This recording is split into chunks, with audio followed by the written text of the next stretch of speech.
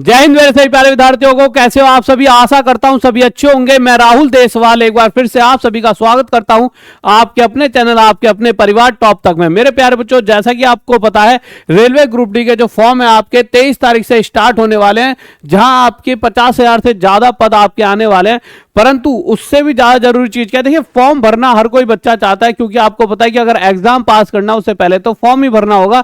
यह आपका पहला टास्क हो जाता है। उसके बाद पढ़ाई लिखाई करो और पेपर दो। पर उस सबसे जरूरी टास्क होता है आपके डॉक्यूमेंट्स, क्योंकि जब भी आप देखोगे एक बहुत अच्छा बच्चा जो कि सबसे ज्यादा नंबर भी लाया हो, परंतु बहुत पिछले एक साल में अगर आप सर्च करोगे नेट पे, ऐसे कितने ही बच्चों की कहानी आपको मिलेंगी डॉक्यूमेंट्स की वजह से उनका पूरा एंड तक जाते आते पूरी चीजें खराब हो जाती है, क्योंकि कहीं ना कहीं डॉक्यूमेंट्स की कमी की वजह से वो रिजेक्ट हो जाते हैं और या फिर वो शुरू में ही फॉर्म नहीं भर पाते। तो आपको जब आप फॉर्म भरो उससे पहले कौन कौन से डॉक्यूमेंट्स चाहिए जिससे कि आप एकदम तरीके से फॉर्म भर पाओ, और उसके बाद जब आपका एग्जाम वगैरह क्लियर हो और आप डॉक्यूमेंट वेरिफिकेशन के लिए बुलाए जाएं तो आपको रिजेक्ट नहीं किया जाए, यानी कि आप अगर मेहनत से सिलेक्शन लेते हो तो आपका सिलेक्शन पक्का हो जाए। नहीं तो अक्सर देखा जाता है बहुत सारे, क्योंकि देखो अक्सर जो बच्चा बहुत पढ़ाई लिखाई में ठीक होता है इन चीजों पर ध्यान नहीं देता डॉक्यूमेंट वगैरह पर, और उसके ही साथ सबसे ज्यादा दिक्कत बनती है। वो सोचता है कोई दिक्कत नहीं है।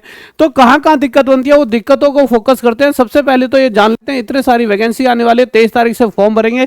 23 तारीख के आसपास हम सबको फॉर्म भर देना है, ठीक है। आप सबको 23 तारीख के 23, 24, 25, 26 तक में कोशिश करना फॉर्म भर दिया जाए। पर वो तभी भर पाओगे जब आपके पास क्या क्या होना चाहिए, एक एक्टिव ईमेल एड्रेस होना चाहिए और वैलिड मोबाइल नंबर होना चाहिए। अब एक्टिव ईमेल एड्रेस का मतलब क्या है, अभी आप समझिए आपने ईमेल आईडी कभी बनाई हो परंतु उसका पासवर्ड ही आपको याद नहीं है, तो अब उस ईमेल आईडी का फायदा क्या है, यानी जिस ईमेल आईडी को आप ओपन ही नहीं कर सकते, आप ईमेल आईडी कहीं पर भी डाल दो पर वो ईमेल आईडी का आपको पासवर्ड नहीं पता। मैंने कहा भाई मैंने तुम्हारी, आपने ईमेल आईडी बताई, मैंने कहा तुम्हारी ईमेल आईडी पर मैंने एक डॉक्यूमेंट सेंड करा है, पर आपको ईमेल आईडी खोलनी नहीं पता। खोलनी इन द सेंस कि आपको उसका पासवर्ड नहीं पता या आपने खोल ही नहीं रखी, तो दिक्कत होगी। तो एक्टिव ईमेल आईडी यानी कि एक ऐसी ईमेल आईडी पहले ही बना के रख लेना, अगर पहले से है तो अच्छी बात है, नहीं तो जिसका पासवर्ड वगैरह सब तुम्हें याद हो। और एक मोबाइल नंबर आपके पास होना चाहिए, ऐसा मोबाइल नंबर जो आज से लेकर जब तक आपका सिलेक्शन होने वाला है तब तक रहे। उसके बाद चाहे एक बार सिलेक्शन जॉब ले लो, मैं तो कहता हूं नंबर कभी भी बदलना नहीं चाहिए, पर ठीक है आगे जाके जो भी सिचुएशन बने, पर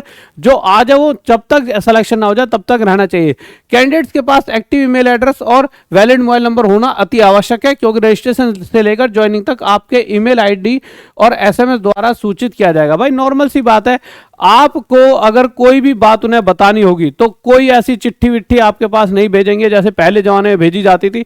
आपका ईमेल आईडी या आपको एक एसएमएस कर दिया जाए, कुछ भी कि आपके उस एग्जाम सेंटर पे एग्जाम कैंसिल हो गया या आपको जब इधर टीवी करवाने आने या जो भी चीजें हैं आपके बारे में सब कुछ यहीं से आपको पता लगता रहेगा।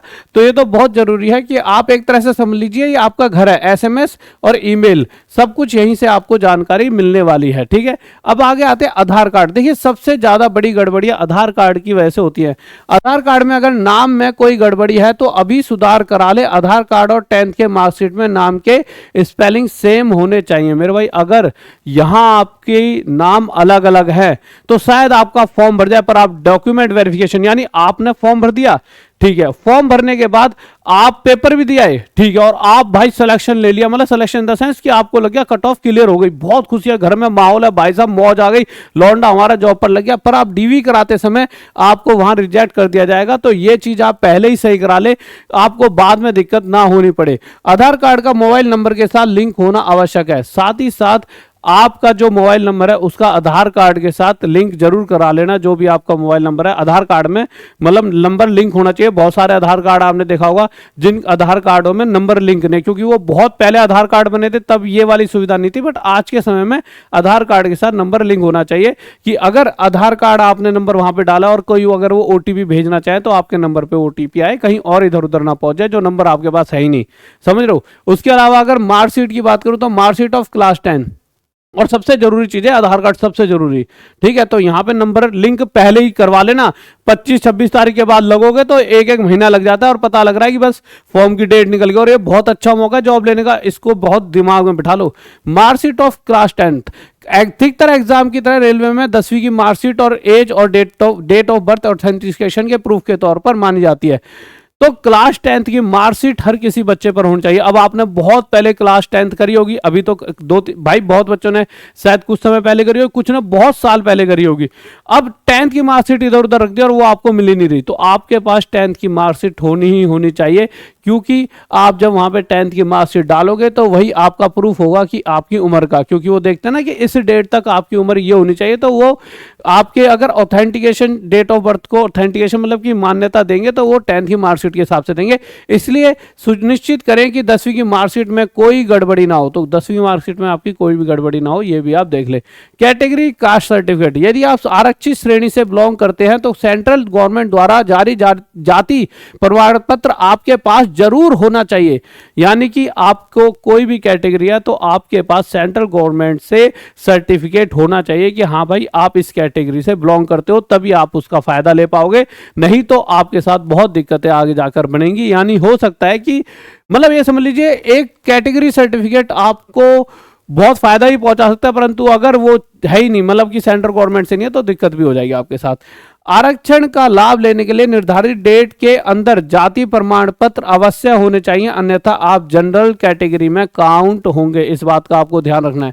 इसके अलावा passport size photo and signature, देखिए जब भी कभी फॉर्म निकलते हैं तो इस तरह से आप देखोगे एक पूरा पूरा पेज आपको दे दिया जाता है, पर बच्चों को इनसे कोई मतलब ही नहीं है, कुछ नहीं देखते बच्चे। बहुत सारे क्या होते हैं अपने स्टाइल में इतने बड़े बड़े बाल कर लेंगे, आंखों तक बाल आ रहे हैं, भाई साहब बने पड़े हैं तेरे नाम, और वहां पे जय देवगन बड़े पड़े हैं, कोई सा चश्मा पहन के सोच रहा है भाई कि मुझसे बड़ा जासूस कौन है, कोई यहाँ टांट पे चश्मा लगा लेगा, कोई टोपी पहन लेगा, ठीक है। तो मेरे भाई इस तरह की चीजें नहीं कि कोई धुंधली फोटो आ रही है, कोई पीछे कलर रंगीन हो रहा है, तो इस तरह की आपकी एक फोटो होती है, और वो जो भी इस बार अगर कोई चेंज करेंगे तो बता देंगे, पर उनका एक नॉर्मल फॉर्मेट यही है जिसमें पीछे नॉर्मल व्हाइट बैकग्राउंड होता है और शकल इस तरह दिखनी चाहिए। इस तरह का मतलब क्या है, देखिए बहुत सारे लोग क्या करते हैं, शकल देखिए ये भी यही है और ये भी यही है, पर इसमें सिर्फ गर्दन तक आ रही है, गर्दन तक आ रही है, तो आपको इस तरह से फोटो भी खिंचवा के रखनी है। वो हर बार ये बात बताते हैं।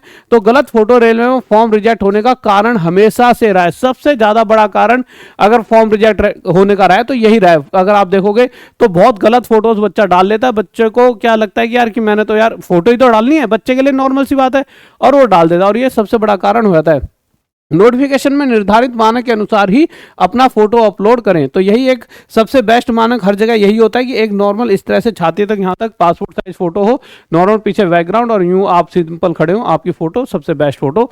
और ये नहीं यूं कर दिया हो ऐसा करो टेढ़ी मेढ़ी चश्मा लगा ले, ऐसी कोई भी हरकत ना करे, ठीक है गाइस।